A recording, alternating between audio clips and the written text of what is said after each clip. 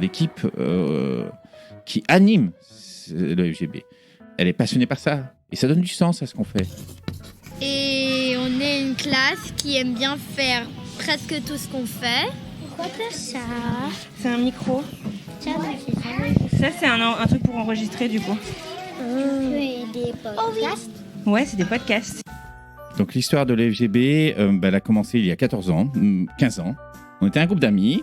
Dans nos discussions, on était amenés à parler de notre job. Puis finalement, le fait que nos enfants, qui étaient dans un système américain, donc un système anglophone, perdaient le français. Là, moi, ma classe, donc ils ont entre 7 et 9 ans, ils sont tous au minimum trilingues. Il n'y a pas un truc qu'on déteste en fait. Il y a des choses qu'on n'aime pas faire. Mais on est une classe qui aime beaucoup lire. Mais au-delà de la perte linguistique du français, c'était le fait qu'il y avait une difficulté pour nous de transmettre la culture française et notre culture. Je pense que c'est une bonne école et on s'amuse bien, on travaille bien. tu peux faire beaucoup d'amis Oui. tous les matins. Et si tu aimes bien l'école, tu te réveilles en pensant c'est super que je vais à l'école aujourd'hui.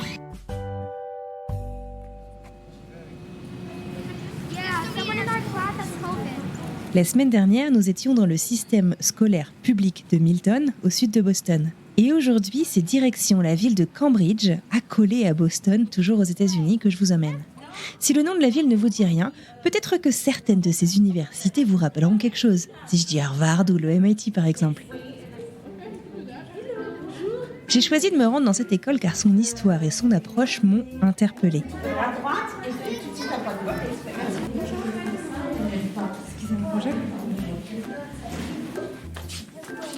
L'EFGB, aussi connu sous le nom de École française of Greater Boston, n'a pas toujours été une école traditionnelle. Je m'explique. Il s'agit d'une école communautaire initialement créée il y a 15 ans par des parents d'élèves français installés dans la région de Boston qui souhaitaient offrir des alternatives financièrement abordables aux familles afin d'apprendre le français à leurs enfants. Et en fait, au début, c'était des cours de français after school, après l'école donc. Et aujourd'hui, c'est dans une école multicampus qui propose une scolarité de la petite section maternelle au CM2 que je me trouve. Bonjour. Comment allez-vous ? Bienvenue. Vous voulez un café ? Ce matin, pour commencer, j'ai rendez-vous avec Hervé Seux, le directeur de l'école sur le départ, qui fait partie des parents fondateurs de l'EFGB. On a rendez-vous sur le plus récent des campus, celui de Freshpound. Donc l'histoire de l'FGB, elle a commencé il y a 14 ans, 15 ans. On était un groupe d'amis et dans nos discussions, on était amenés à parler de notre job, de ce qu'on faisait. Et puis finalement, le fait que nos enfants, qui étaient dans un système américain, donc un système anglophone, perdaient le français. Mais au-delà de la perte linguistique du français, c'était le fait qu'il y avait une difficulté pour nous de transmettre la culture française et notre culture. Et ça va très vite, clairement. Moi, mes enfants, quand on est arrivé, ils avaient 3 ans et 6 mois. Donc, ma fille était scolarisée quand on est arrivé. Et elle a mis 6 mois pour parler anglais. Et elle ne conversait plus qu'en anglais, très rapidement. Et on s'est mis autour d'une table. Parce que ce qu'on admire dans ce pays, aux États-Unis, c'est que quand une communauté a des difficultés, rencontre des difficultés, on essaie de trouver des solutions. Qu'est-ce qu'on peut proposer à nos enfants, aux enfants francophones, une solution pour maintenir la langue française et transmettre cette culture française et cette culture francophone. Et en fait, on s'est aperçu qu'il y avait des initiatives, dont une première initiative qui a été réalisée à New York, sur la mise en place d'un programme initié par la France qui s'appelle le programme FLAM. Donc le programme FLAM, c'est français langue maternelle. Donc l'idée et la stratégie française est de soutenir les familles qui ont des enfants qui ne sont pas scolarisés dans des écoles bilingues. Et donc l'idée nous a vraiment beaucoup plu.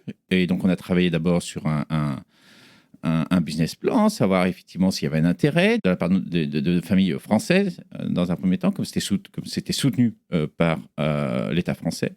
Comment on allait structurer nos cours, quel prix nous allions proposer aux familles, etc. etc. Et donc, Le démarrage officiel de l'FGB a eu lieu le 1er septembre 2008, donc il y a maintenant 14 ans.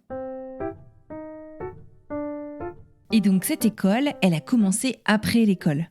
C'était un programme d'after school, en complément donc de l'éducation que les enfants recevaient principalement dans des écoles américaines. Et ce programme, dès la première année, a eu un vrai succès. Pour être un enfant bilingue. Alors, ce qu'on entend par là, un enfant bilingue, la définition d'un enfant bilingue, c'est un enfant qui sait écrire, parler, lire en français et en anglais. C'est un investissement en termes de temps. Donc, ça veut dire que la stratégie éducative d'un parent, c'est de faire en sorte que cet enfant suive des cours pendant plusieurs années. Et donc, on est sur un principe d'inscription sur une année scolaire. On n'est pas sur une inscription par mois ou par trimestre. On a une inscription sur l'année scolaire, avec un engagement fort auprès des parents que les cours de français seront la priorité. Et donc, on offre des cours de 4 heures en semaine, donc de 3h30 à 5h30, sur différents lieux, et des cours le samedi matin, 3 heures par semaine.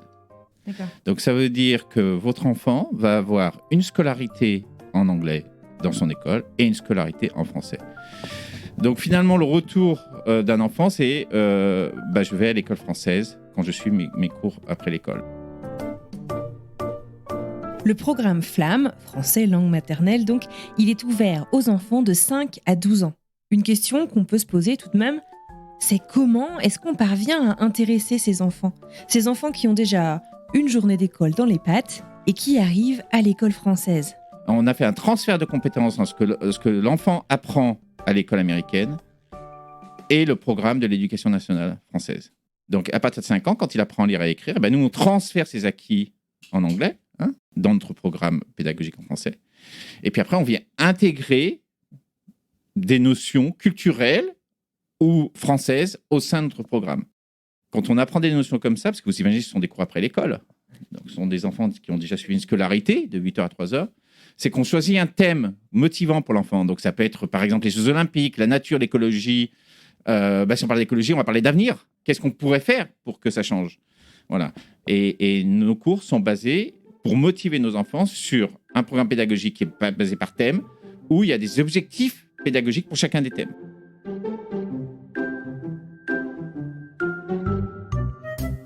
Bonjour, ça va Soraya ? Bonjour Raphaël, ça va ? Ça va forme ? Oui ? Bon, tu vas bien, les vacances sont bien passées ? Oui. Aujourd'hui, c'est la rentrée. Les élèves rentrent de vacances et Hervé Seux me fait visiter la petite école. Sur ce campus, on trouve des enfants dès l'âge de 3 ans et ce jusqu'à 10 ans. Plusieurs classes sont dédoublées et surtout, moi ce que j'observe, c'est une atmosphère hyper familiale. Il commence à quelle heure 8h30. D'ailleurs, le directeur semble connaître le prénom de tous les élèves, ou presque. C'est la classe de CP. Voilà, Stéphanie et Florent. Bonjour, on est en pleine test. Ah, vous aussi ? On est en pleine vague de Covid au moment de ma visite et à l'instant où on rentre dans la classe, on les surprend en train de se faire un test pendant que leurs élèves sont à la bibliothèque. Et donc ici c'est une classe de CP, il y a 15 élèves et ils ont 80% du programme qui est en français et les 20 autres pourcents c'est en anglais. Ils sont plus ou moins tous bilingues. Et même voir, ils parlent d'autres langues. C'est vrai ? Ouais. Voilà. En fonction, oui, si les parents, il y a un papa qui est italien, une maman qui est chinoise. Donc, ils sont immergés dans la multilinguisme. D'accord. Et ils sont tous francophones quand ils arrivent ou ils apprennent le français avec vous ? On a un critère unique, c'est qu'il faut qu'il y ait un des parents qui parle français. D'accord, quand même. Voilà. Ok. Après, c'est pas pour ça que le français est la langue active à la maison. D'accord. Alors ça, c'est un critère très important. Pour pouvoir rentrer à l'EFGB, peu importe la classe, il faut qu'un des parents soit francophone. Qu'il ait appris ou que ce soit de naissance, peu importe. Mais l'idée, c'est que ce qu'on apprend à l'école, on puisse le renforcer à la maison. Pourquoi ? Pour que ça donne du sens à l'enfant quand il apprend le français et que les parents puissent suivre l'éducation de l'enfant. Vous avez suivi finalement un modèle que vous aviez vu à New York, promu finalement par le consulat là-bas. Est-ce qu'il y a des accréditations comme il y a pour les écoles ou est-ce que le FLAM finalement, il y a plus de liberté dans la création des programmes ? C'est une très bonne question. En fait, ce que j'ai trouvé très intéressant et assez admiratif de l'État français, c'est qu'ils ont laissé cette liberté-là auprès des parents. Donc, ce sont des associations locales, gérées localement par des parents. Et bien sûr, les flammes réussissent parce que les parents sont motivés pour donner le meilleur à leurs enfants. Ce que propose l'État français, c'est juste du seed capital, c'est-à-dire vous aider au début pour démarrer.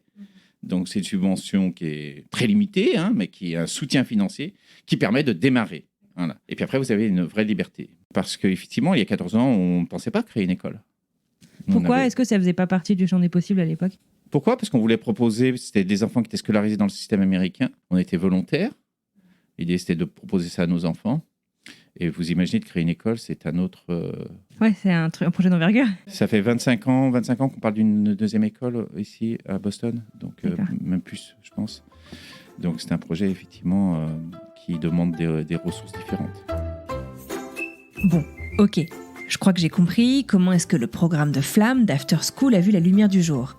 Mais comment est-ce que ce programme d'After School s'est transformé en une école ?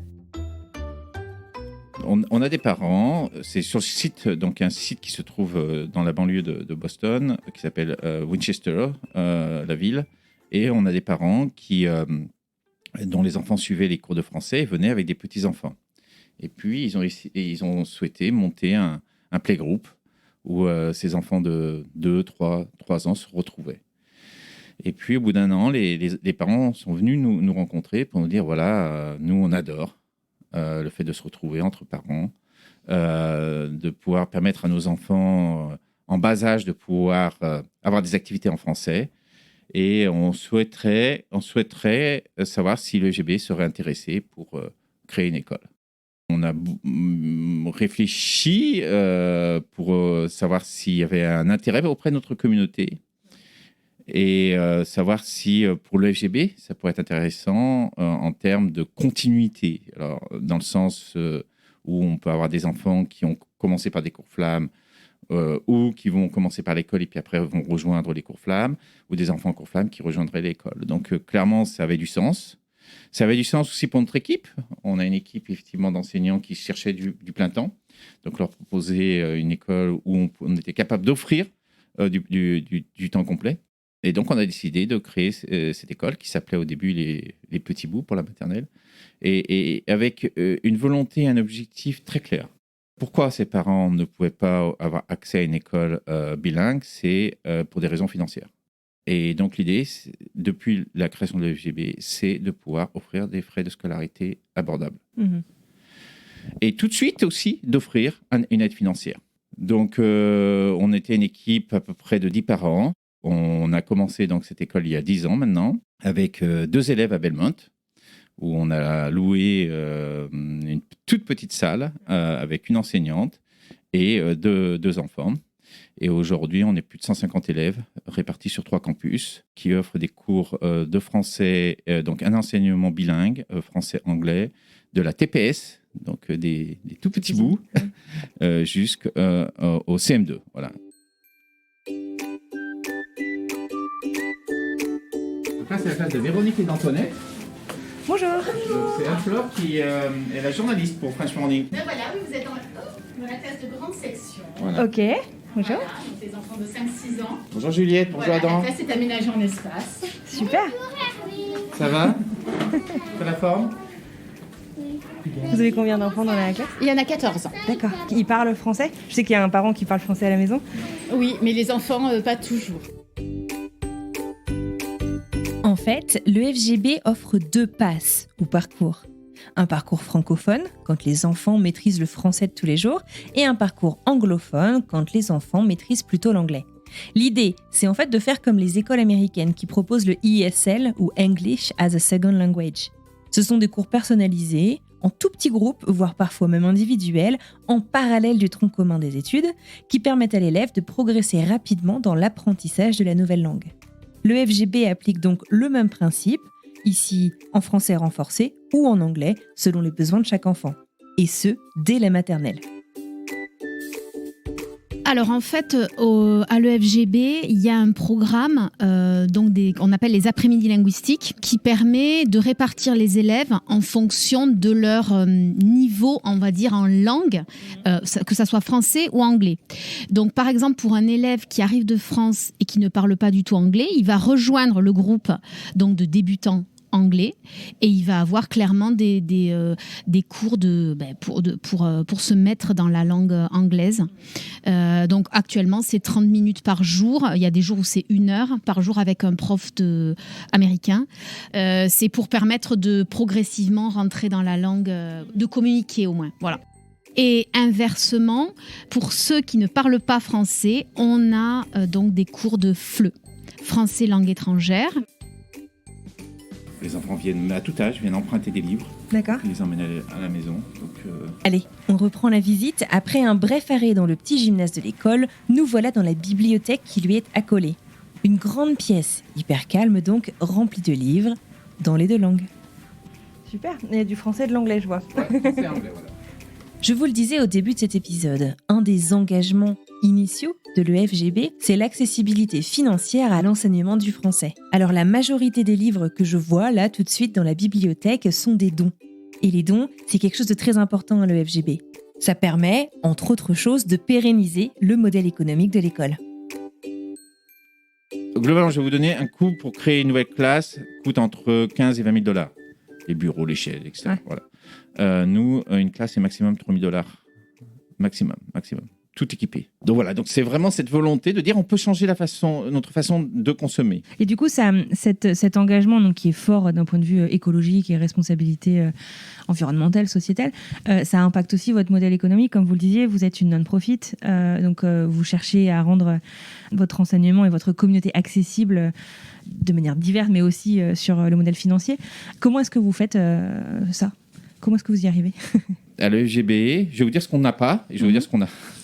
Ce qu'on n'a pas, c'est une super librairie, vous l'avez vu, hein, où voilà, on a énormément de livres, mais on va pas être sur une super librairie très beau, on va pas avoir une super salle d'accueil pour les parents. Voilà.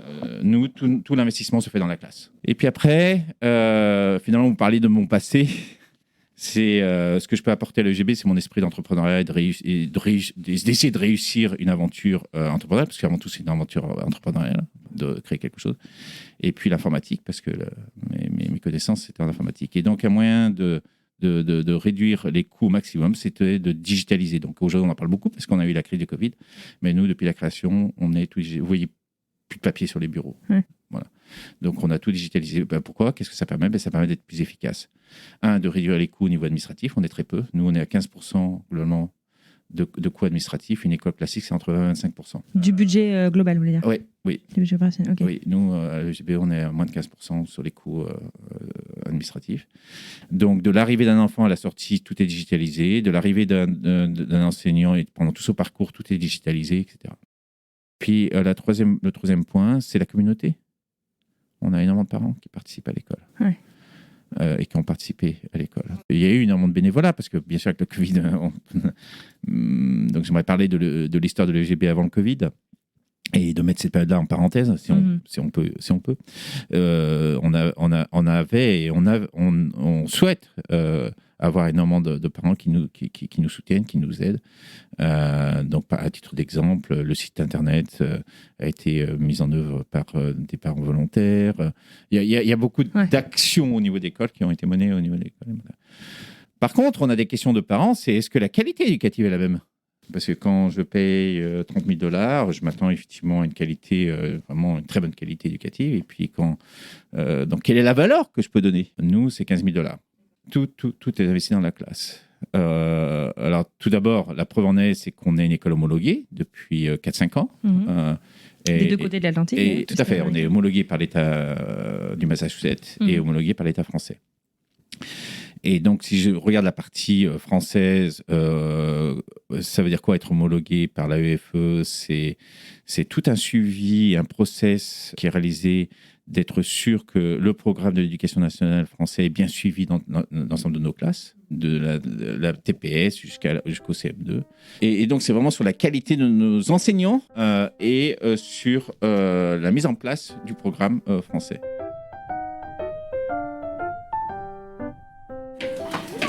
Ça, c'est la classe de CM1, CM2. La classe des Pokémon. Excusez-nous, bonjour, j'aimerais vous présenter Anne-Flore. Bonjour. Anne-Flore va venir faire un podcast, vous connaissez les podcasts? Voilà, et donc le matin, entre 9h moins le quart et 9h, on fait un regroupement et on échange, on parle. Soit j'évoque des sujets, des choses qu'on va faire dans la journée ou qu'on a fait, sur lesquelles je voulais revenir.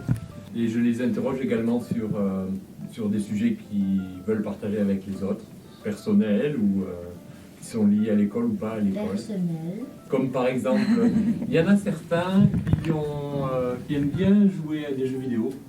Ah, 36 personnes.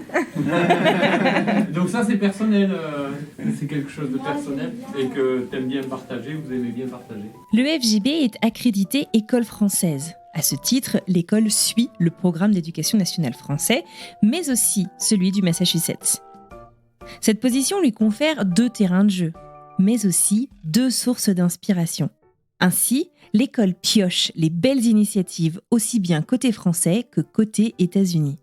J'ai par exemple ainsi découvert ces moments de débriefing du matin, ou encore l'apprentissage du SEL, pour Social Emotional Learning. Le SEL est implémenté dans les écoles publiques américaines depuis plusieurs années. C'était d'ailleurs le cas à Milton, l'école que l'on découvrait la semaine dernière. Et c'est aussi le cas ici. Dana, l'enseignante de SEL, nous explique. Le Social Emotional Learning, ce sont les habilités socio-émotionnelles qui accompagnent l'être humain dans son développement, dans le développement de sa connaissance de soi, dans le développement de comment il peut gérer ses émotions, comment il peut gérer ses relations. Ça touche aussi les résolutions de conflits et tout ce qui est c'est vraiment des outils qui sont très nécessaires pour vivre en société. Comment est-ce que vous l'implémentez du coup à l'école? Est-ce que c'est des séances de groupe? Est-ce que c'est un travail avec le professeur pour l'aider en fait à comprendre et à aider ses élèves? Est-ce que c'est des one-on-one? Comment ça marche? Oui, c'est un peu de tout. On a des ateliers dédiés au Social Emotional Learning dans les classes élémentaires toutes les 2 semaines. Où j'interviens dans les classes, j'ai 1h30, où j'enseigne aux élèves, par exemple, le self-awareness, comment se connaître, comment gérer ses émotions. En plus de ça, on a une boîte aux lettres à l'entrée de l'école où les enfants, s'ils ont besoin de me voir, ils peuvent me glisser un papier dans la boîte aux lettres et moi, je check ce boîte aux lettres régulièrement et je les prends en one-on-one s'ils ont besoin. En plus de ça, je collabore avec les enseignants, c'est vraiment un noyau très, très important d'avoir cette confiance et collaboration avec les enseignants parce que c'est eux qui sont avec les élèves la plupart du temps. Et c'est eux qui peuvent aussi solliciter une demande ou en fait demander qu'un enfant vienne me voir pour tel ou tel... j'ai pas envie de dire problème parce que ce sont pas des problèmes, c'est juste des développements. Que cet enfant, peut-être, il lui manque un peu plus de confiance en lui. Cet enfant-là, il est très gêné de parler devant tout le monde. Et comme ça, je reçois des demandes et puis je construis un travail spécialisé pour chaque enfant. Mais du coup, si c'est une classe, est-ce que c'est évalué aussi? Est-ce que les élèves, ils ont des contrôles de social emotional learning? Voilà, c'est une très bonne question, mais non, c'est à l'encontre de l'esprit de social emotional learning parce que chaque enfant, il n'y a pas des connaissances qui doivent être acquises à la fin de CP, par exemple, dans le social emotional learning, parce que c'est le développement de chacun. On prend chaque élève tel qu'il est.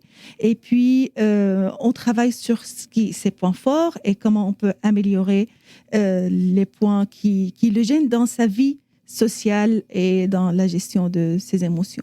Et est-ce que vous avez des exemples du coup de comment vous avez pu aider des enfants au sein de l'école? Les enfants, par exemple, qui viennent au milieu de l'année scolaire, intégrer une classe, d'abord, en fait, on veille sur ce qu'ils soient bien acceptés. Quand je commence l'atelier après l'arrivée d'un nouveau enfant, c'est toujours un atelier visé à comment intégrer un nouveau élève. Et toujours les ateliers de Social Emotional Learning, ce sont des ateliers ludiques, interactifs. C'est pas vraiment un lecture où je suis en train de parler juste aux enfants. Voilà. Ils sont en train de faire des activités. Par exemple, on a des activités où chaque enfant, il a sur son dos un papier qui, lui, il ne le voit pas, mais il est collé sur son dos. Et puis, on va écrire, chaque élève va passer à écrire quelque chose, mais c'est toujours une qualité qu'on trouve chez l'autre sur le dos de l'élève. À la fin, l'élève retourne et puis voir les qualités, comment les autres le voient. Et ça, c'est un travail de confiance en soi. Après, comment je peux aider? Il y a des cas, des fois, des conflits qui durent depuis très longtemps entre quelques élèves qui étaient, entre deux élèves, par exemple, que ça fait des années qu'ils sont ensemble. Je les prends en individuel et du coup, en fait, je travaille avec eux des séances de médiation. Et là, on avertit les parents que nous, on va faire une séance de médiation avec ces deux élèves, avec l'accord, bien sûr, des parents. Et ce sont des séances pour construire une nouvelle relation entre ces élèves. Ce n'est pas vraiment le rôle de médiateur dans ce cas-là, ce n'est pas du tout de trouver une solution, mais plutôt de les amener à trouver leur nouvelle issue. Hervé Seux me confie que les valeurs de l'UFGB sont très fortes. La communauté, il nous en a parlé, qui est au fondement même de l'école, et la diversité. On en parle beaucoup aujourd'hui. Nous, on a souhaité, dès la création de l'UFGB, que ça soit une école diverse, aussi bien au niveau des enseignants qu'au niveau des étudiants. Comment est-ce que vous faites, du coup, pour que ce soit divers, justement? Alors, sur la partie enseignants, c'est sur la diversité des parcours. L'UFGB a été une école qui a permis à beaucoup de personnes de pouvoir finalement s'engager dans une passion qui est l'éducation et de pouvoir leur donner accès à cette passion. Pourquoi ? Parce que pour nous, ce qui est important, c'est ce qu'on appelle aujourd'hui les soft skills, d'être des enseignants empathiques, tournés vers les autres, qui prennent en compte le bien-être de chacun des enfants. Et puis les techniques s'apprennent. Donc, on a monté tout un parcours que chaque enseignant suit dès l'arrivée à l'UFGB pour acquérir les compétences en termes d'enseignants. Donc, ça veut dire quoi ? Ça veut dire qu'on a des enseignants qui ont des parcours professionnels. Pas forcément en rapport avec l'enseignement, toujours ? On a des enseignants qui ont ce parcours-là. Elles ont tout un master, un master, mais par contre, elles ont des parcours professionnels complètement différents. Donc, ça veut dire qu'on a des enseignants qui ont suivi de carrière. Un parcours dans l'enseignement, mais aussi des personnes qui ont été infirmières, qui ont travaillé dans la finance, dans le marketing, qui ont souhaité se reconvertir. Et c'est un engagement fort, ça, social, d'autre part. Aider, soutenir ces personnes-là. On travaille à la jungle. On travaille sur la jungle, oui. On fait du français et des maths. Et on est une classe qui aime bien faire presque tout ce qu'on fait. Presque. C'est quoi votre matière préférée ?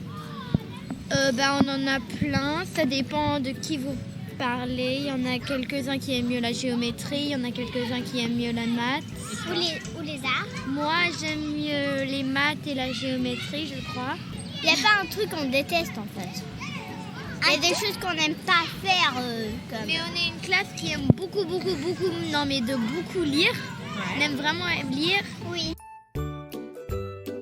Vous vous souvenez de Florence et Stéphanie, les deux institutrices de CP ? Et bien justement, elles vont nous parler quelques secondes de leur reconversion. Alors en fait, moi je travaille dans les parcs nationaux dans le secteur du tourisme. Oui, rien à voir. Et donc quand j'ai déménagé aux États-Unis, j'ai profité de cette occasion-là aussi pour saisir de nouvelles opportunités. Ça me plaisait déjà depuis très longtemps. Donc je me suis lancée. L'accompagnement que j'ai eu avec l'UFGB, en fait, j'ai démarré avec un stage et une formation. Donc, c'était les deux qui étaient mixés, on va dire. Et ce que j'ai beaucoup aimé, c'est que c'était très pratique. Donc, en fait, c'était comment est-ce que je construis une fiche pédagogique pour faire une préparation de cours. Après, on avait des sessions d'entraînement dans la classe et avec un tuteur qui nous observait et qui faisait des recommandations sur finalement ta préparation de cours, comment est-ce que tu peux être plus efficace en utilisant tout l'espace de ta classe. Et c'était on va dire en alternance. Donc ça, c'était le stage que j'ai fait avant de commencer d'être enseignante. Donc, je suis restée à l'UFGB et en même temps, j'ai fait un master en FLE. donc français langue étrangère, et qui m'a apporté d'autres outils, notamment plus pour l'accompagnement des élèves qui sont anglophones. Voilà.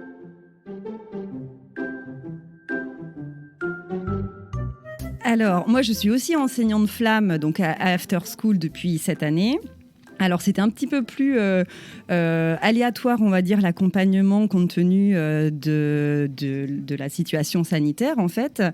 Donc, moi, j'ai profité de l'année dernière, ma première année d'assistante, pour voir comment fonctionnait l'école, parce que c'est une reconversion aussi pour moi. J'étais dans le milieu bancaire, donc rien à voir non plus. J'assure quand même le programme français à mes enfants depuis qu'on est arrivé ici, qui sont, eux, à l'école américaine. Donc voilà, c'était ma première expérience d'enseignement qui se passait plutôt bien. Donc pour l'accompagnement flamme, ça s'est fait beaucoup en distanciel en fait, mais avec beaucoup de ressources en ligne sur l'équipe pédagogique qui nous orientait. Ça a permis d'aider. Pour rester du coup sur ce thème des diversités, un truc dont on parle beaucoup aussi, c'est comme vous parlez en fait de l'unicité de chacun des élèves. Il y a la prise en charge en fait des enfants. Alors je sais pas, les troubles en 10 dont on parle, de l'autisme, etc. Est-ce que du coup, étant une école homologuée française et aussi aux États-Unis, est-ce que vous êtes en capacité, parce que c'est aussi un investissement fort, d'accueillir ces enfants? Alors, c'est encore une très bonne question. Il est très clair auprès de tout le monde au sein de l'EFGB, c'est que nous acceptons tout TOUS en majuscule, les enfants à l'EFGB. Et l'EFGB, quels que soient les enfants, investira pour soutenir nos enfants. Finalement, la réussite de l'accompagnement d'un enfant en difficulté, que ce soit comportemental, que ce soit au niveau académique, que ce soit par rapport à des troubles, c'est un travail en équipe. Voilà. Et donc, on a monté une équipe transverse avec les enseignants, l'équipe SEL, on a une responsable pédagogique, la direction. Pour chaque fois qu'on rencontre ces difficultés, c'est qu'on travaille ensemble pour trouver les solutions adaptées, les meilleures solutions adaptées. Et on est accompagné par des experts extérieurs à l'EFGB quand on rencontre des problématiques particulières. Parce qu'on n'a pas toutes les compétences, mais par contre, on peut s'associer. Et il y en a beaucoup ici à Boston de compétences extérieures. Voilà. Une question qu'on a beaucoup reçue, c'est catapulter finalement un enfant dans un nouveau pays comme ça, dont il ne maîtrise absolument pas la langue. Comment est-ce qu'on va réussir à l'aider à s'intégrer en restant dans une école française? Enfin, c'est un truc qui mérite en tout cas d'être discuté. C'est clair que c'est un accompagnement. Vous savez très bien, vous l'avez dû le vivre, hein, l'expatriation, c'est pas un moment... Il y a beaucoup d'enthousiasme de découvrir nos pays, mais il y a toute la partie pratique après. Et notre objectif, c'est de donner la meilleure information et les meilleures informations pour que finalement les parents puissent faire le bon choix pour leurs enfants. Parce que qui connaît le mieux le besoin de chaque enfant, ce sont les parents. Et donc nous, on a une caractéristique. Par exemple, si on prend une famille française qui arrive à Boston et qui se pose la question, est-ce que j'ai scolarisé mon enfant dans une école française bilingue ou dans une école américaine? Comme vous le savez, les écoles publiques américaines, par exemple, pour un enfant de 5 ans, les écoles publiques américaines sont excellentes dans la région de Boston. Nous, ce qu'on met en avant, c'est le fait que ce bilinguisme, c'est de faire vivre ce bilinguisme, c'est de faire en sorte que l'enfant, ici, on a, de par ce suivi individualisé, on va tout faire pour que cet enfant s'intègre très, très rapidement, pour qu'ils soient finalement à l'aise. Et du fait que tous nos enfants comprennent le français et parlent le français, en termes d'intégration, c'est beaucoup plus simple. Voilà. Et puis après, de démontrer ce que j'ai essayé de faire aujourd'hui, de démontrer la valeur ajoutée du bilinguisme. Qu'est-ce que ça apporte à l'enfant, voilà, d'être un enfant bilingue. Et le risque que cette langue soit perdue, que cette transmission de nos valeurs culturelles soit perdue. Donc, voilà, ça c'est le FGB. Quel anniversaire à côté. Et ce que j'adore, c'est effectivement, comme vous avez dû le voir, c'est l'ambiance à l'EFGB, qui est une ambiance très familiale. Et voilà, et puis peut-être rejoindre une famille qui va aider, supporter cet enfant. Est-ce que, du coup, le FGB, c'est un modèle assez unique finalement. Oui. Oui. Est-ce que vous avez, je sais pas, été approché par des Français dans d'autres villes des États-Unis ou du monde qui cherchent en fait, ou qui ont peut-être même réussi, peut-être à, je sais pas si à recopier ou adapter un peu le modèle de l'EFGB ailleurs? Alors aux États-Unis, oui. Le président Macron, il y a 2 ou 3 ans, était à New York et avait donné comme objectif pour l'AEFE, c'est de doubler ses effectifs. Donc l'AEFE, c'est plus de 500 écoles dans le monde. Mm-hmm. C'est le seul pays qui a un réseau comme celui-ci. Ah ouais. Oui, seul pays. Pourquoi ? Parce que la France a toujours pensé que la langue peut jouer un rôle majeur dans la diplomatie française. Et donc a souhaité investir dans l'éducation. Donc 500 écoles dans le monde, plus de 350 000 élèves. Le président Macron a décidé de doubler les effectifs d'ici 10 ans. Donc, passer de 350 000 à 700 000 élèves. Et donc, un des modèles, parce que bien sûr, cette croissance, elle peut être endogène, voilà, mais bon, vous êtes limité par vos locaux, ou exogène. Donc, arriver à identifier des écoles qui pourraient participer au réseau. Et une volonté de l'AEFE est de faire en sorte que les programmes FLAM puissent, demain, peut-être, créer des écoles.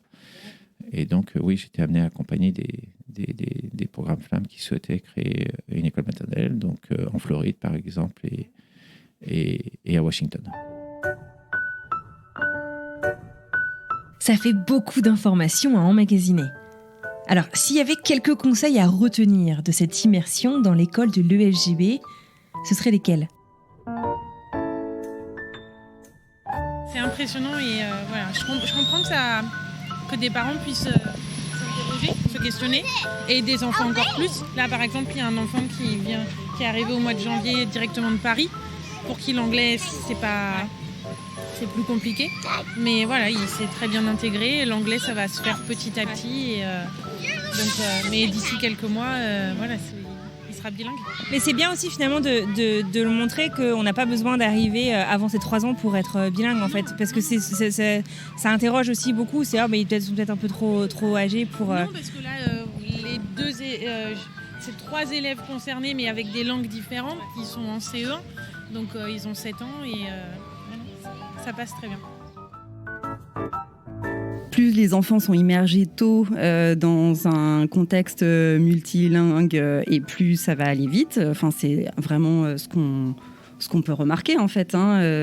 Et ce sont des vraies éponges en fait, dans un contexte comme dans l'autre, que ce soit l'apprentissage de l'anglais pour les francophones ou du français pour les anglophones.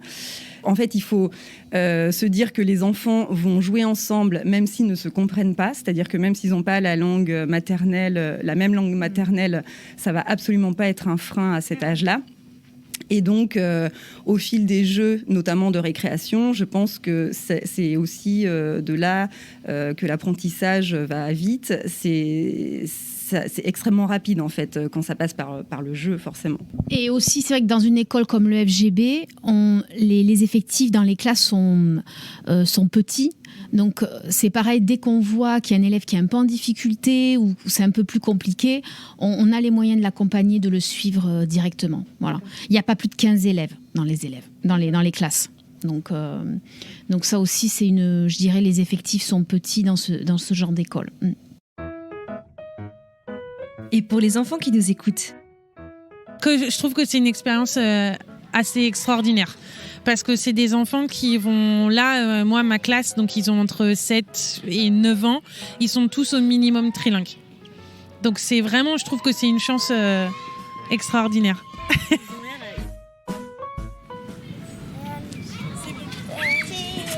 Bonne journée. Merci bonne journée.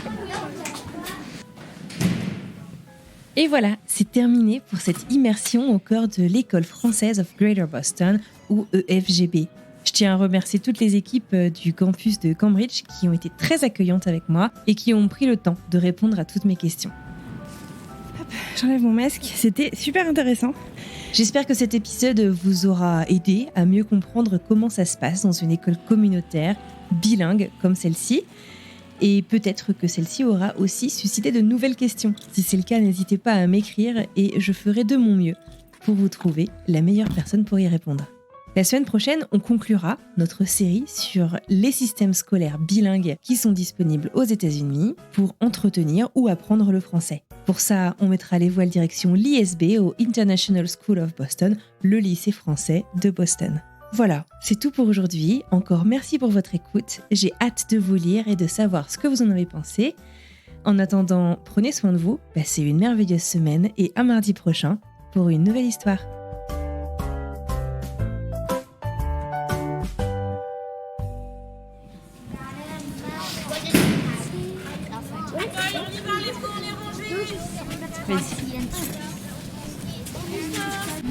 Comment? Tu as déjà fait des podcasts sur le monde entier?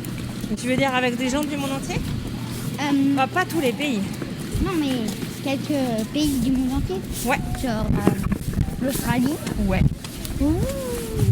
C'est impressionnant. Ah ouais? Parce que mon père il fait que les podcasts à la maison. Ok. Et le bruit sort derrière. Je le mets dans mon casque, comme ça je peux vous entendre et vérifier que ça marche bien. Et est-ce qu'on a toujours besoin du casque? T'es pas obligé, mais c'est plus facile pour savoir ce que t'enregistres. Je me demandais pourquoi il y avait des trous. Ouais. C'est pour ça que tu as un casque. Exactement.